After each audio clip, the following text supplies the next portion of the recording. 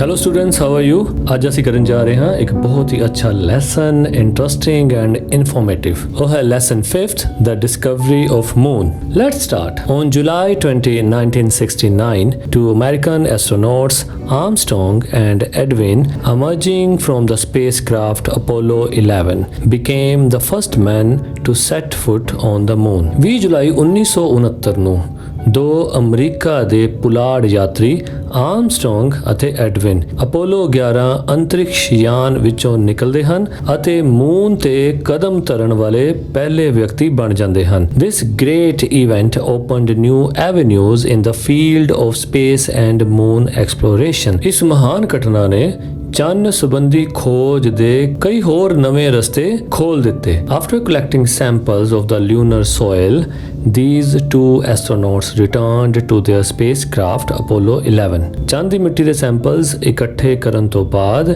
ਇਹ ਦੋ ਪੁਲਾੜ ਯਾਤਰੀ ਆਪਣੇ ਅਪੋਲੋ 11 ਅੰਤਰਿਕਸ਼ ਯਾਨ ਵਿੱਚ ਵਾਪਸ ਆ ਗਏ। However, ਹਾਲਾਂਕਿ they left such instruments and machines on the moon which continued to send their observations about the moon to the observatories on the earth। ਹਾਲਾਂਕਿ ਉਹਨਾਂ ਨੇ ਉੱਥੋਂ ਵਾਪਸ ਆਉਣ ਤੋਂ ਪਹਿਲਾਂ ਕੁਝ ਇਹੋ ਜਿਹੇ ਯੰਤਰ ਅਤੇ ਮਸ਼ੀਨਾਂ ਚੰਨ ਦੀ ਧਰਤੀ ਤੇ ਛੱਡੀਆਂ ਕਿ ਜਿਨ੍ਹਾਂ ਨੇ ਜਾਰੀ ਰੱਖਿਆ ਆਪਣੀਆਂ ਟਿੱਪਣੀਆਂ ਨੂੰ ਆਬਜ਼ਰਵੇਟਰੀਜ਼ ਵਿੱਚ ਭੇਜਣਾ। ਆਬਜ਼ਰਵੇਟਰੀਜ਼ ਹੁੰਦੇ ਆ ਜਿੱਥੇ ਆਕਾਸ਼ ਵੱਲ ਨੂੰ ਦੇਖਣ ਲਈ ਅਤੇ ਆਕਾਸ਼ ਸੰਬੰਧੀ ਖੋਜ ਪੜਤਾਲ ਕਰਨ ਲਈ ਮਸ਼ੀਨਾਂ ਲੱਗੀਆਂ ਹੁੰਦੀਆਂ ਹਨ, ਉਹਨੂੰ ਆਪਾਂ ਕਹਿੰਦੇ ਆਬਜ਼ਰਵੇਟਰੀਜ਼। ਸੋ ਉਹ ਇਨਸਟਰੂਮੈਂਟ ਜੋ ਵੀ ਆਪਣੀ ਆਬਜ਼ਰਵੇਸ਼ਨਸ ਚੰਨ ਵਿੱਚ ਕਰਦੇ ਉਹ ਸਾਰੀਆਂ ਇੱਥੋਂ ਦੀਆਂ ਆਬਜ਼ਰਵੇਟਰੀਜ਼ ਨੂੰ ਭੇਜ ਦਿੰਦੇ। Apollo 11 was locked with another spacecraft Eagle 2। Apollo 11 ਇੱਕ ਹੋਰ ਅੰਤਰਿਕਸ਼ ਯਾਨ ਜੋ ਕਿ ਈਗਲ 2 ਸੀ ਉਸ ਦੇ ਨਾਲ ਜੁੜਿਆ ਹੋਇਆ ਸੀ। As Apollo 11 remained on the surface of the moon, Eagle 2 revolved around the moon. ਜਦੋਂ ਕਿ ਅਪੋਲੋ 11 ਮੂਨ ਦੇ ਤਲ ਤੇ ਹੀ ਰਿਹਾ ਅਤੇ ਈਗਲ 2 ਮੂਨ ਦੇ ਇਰਦ ਗਿਰਦ ਚੱਕਰ ਕੱਟਦਾ ਸੀ। Aboard the Eagle 2 was a third astronaut Michael Collins. ਇੱਕ ਤੀਸਰਾ ਪੁਲਾੜ ਯਾਤਰੀ ਵੀ ਸੀ ਜਿਸ ਦਾ ਨਾਮ ਸੀ ਮਾਈਕਲ ਕਾਲਿੰਸ, ਜੋ ਕਿ ਈਗਲ 2 ਦੇ ਵਿੱਚ ਹੀ ਅਬੋਰਡ ਰਿਹਾ, ਯਾਨੀ ਉੱਥੋਂ ਨੀਚੇ ਨਹੀਂ ਉਤਰਿਆ। Who waited for the return of his two companions, ਜਿਨ੍ਹਾਂ ਕਿ ਉੱਥੇ ਬੈਠੇ ਹੀ ਆਪਣੇ ਦੋਨੋਂ ਸਾਥੀਆਂ ਦੀ ਵਾਪਸੀ ਦੀ ਉਡੀਕ ਕੀਤੀ। After this successful expedition, a series of Apollo spacecraft for making more manned space flights to moon was started।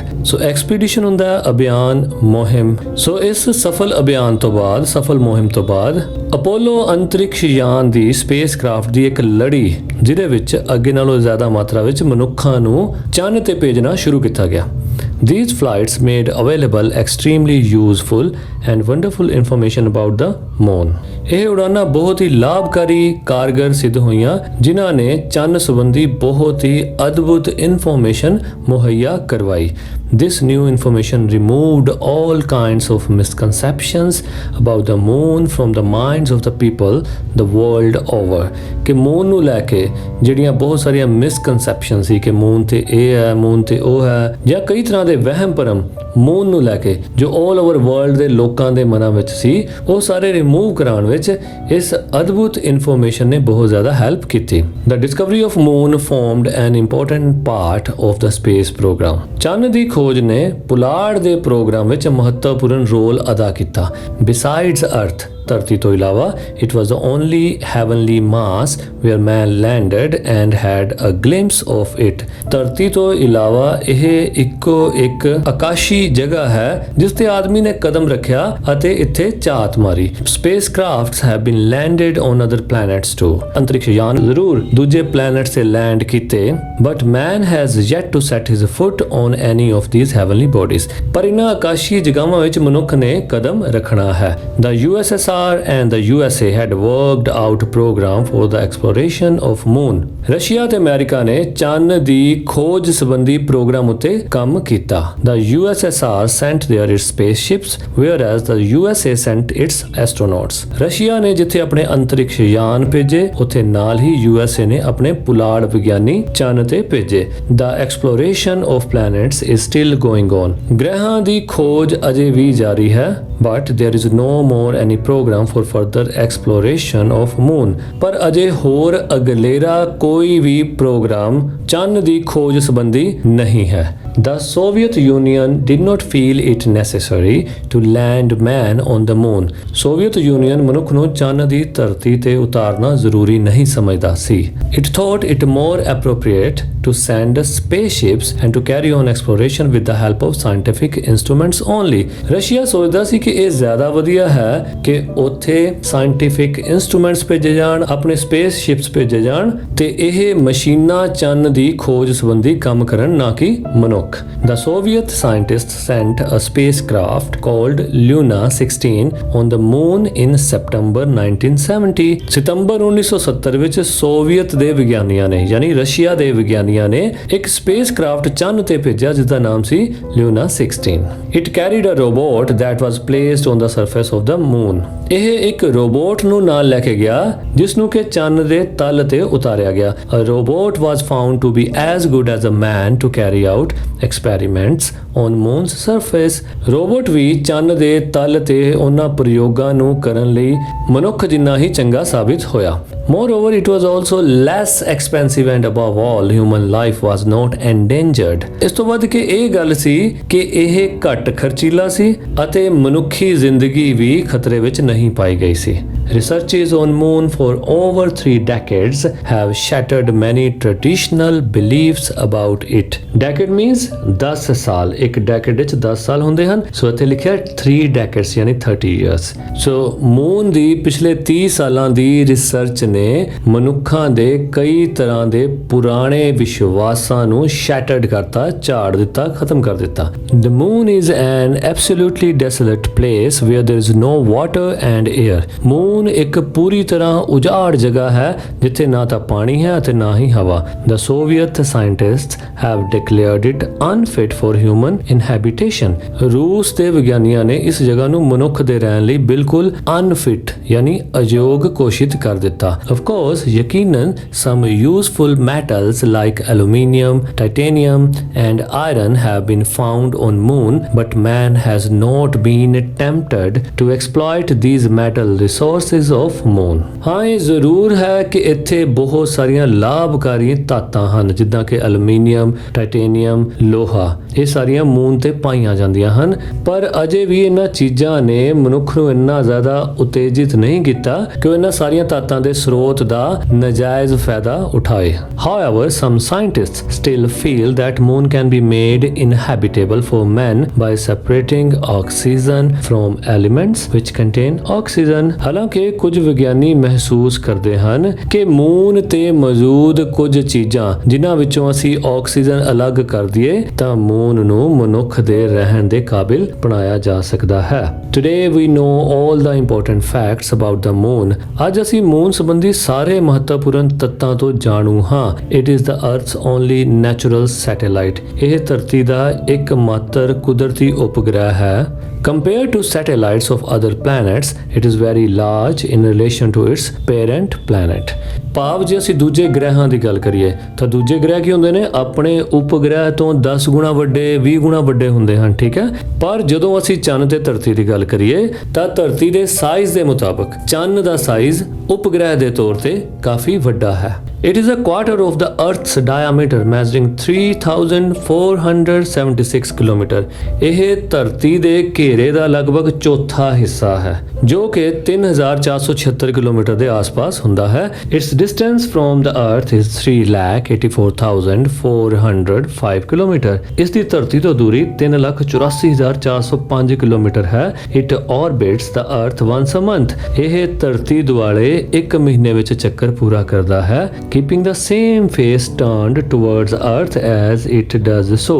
ਭਾਵ ਇਹ ਧਰਤੀ ਦੇ ਇਰਦ-ਗਿਰਦ ਘੁੰਮਣ ਵੇਲੇ ਆਪਣੇ ਧੁਰੇ ਦੁਆਲੇ ਨਹੀਂ ਘੁੰਮਦਾ।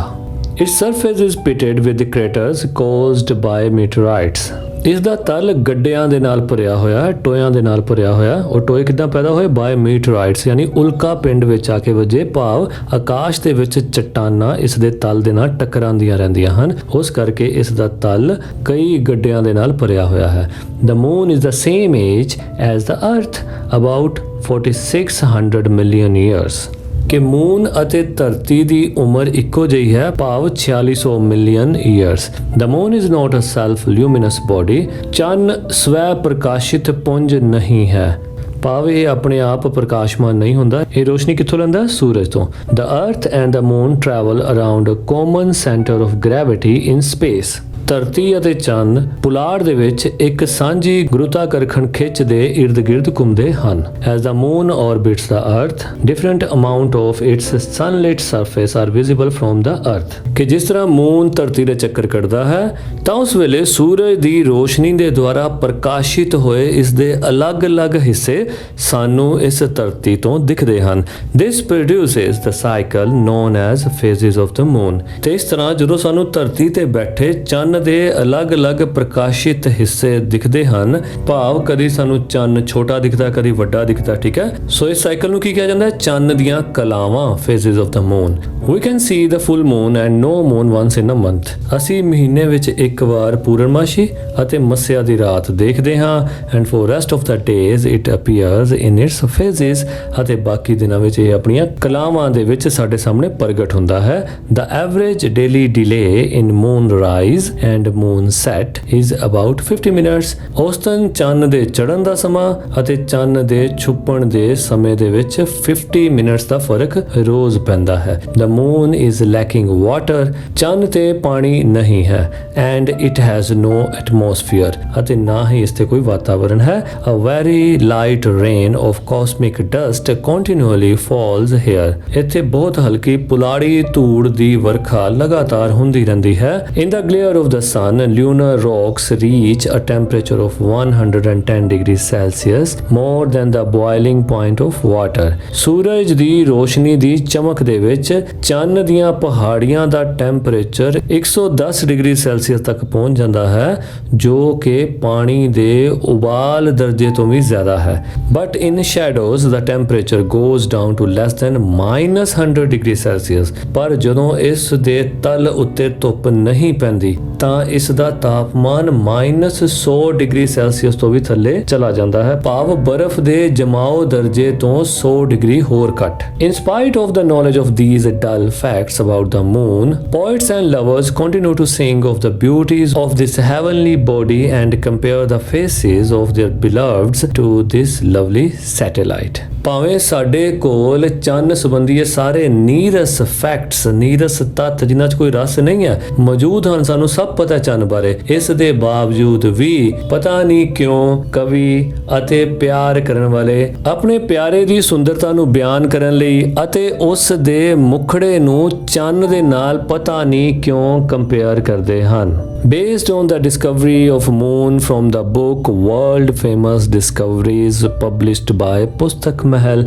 ਸੋ ਹੁਣ ਤੱਕ ਜਿਹੜਾ ਅਸੀਂ ਲੈਸਨ ਪੜਿਆ ਉਹ ਵਰਲਡ ਫੇਮਸ ਡਿਸਕਵਰੀਜ਼ ਨਾਮ ਦੀ ਕਿਤਾਬ ਵਿੱਚੋਂ ਇੱਕ ਚੈਪਟਰ ਹੈ ਦ ਡਿਸਕਵਰੀ ਆਫ ਮੂਨ, ਉਸ ਉੱਤੇ ਆਧਾਰਿਤ ਸੀ ਤੇ ਉਹ ਕਿਤਾਬ ਪੁਸਤਕ ਮਹਿਲ ਦੁਆਰਾ ਪਬਲਿਸ਼ ਕੀਤੀ ਗਈ ਸੀ।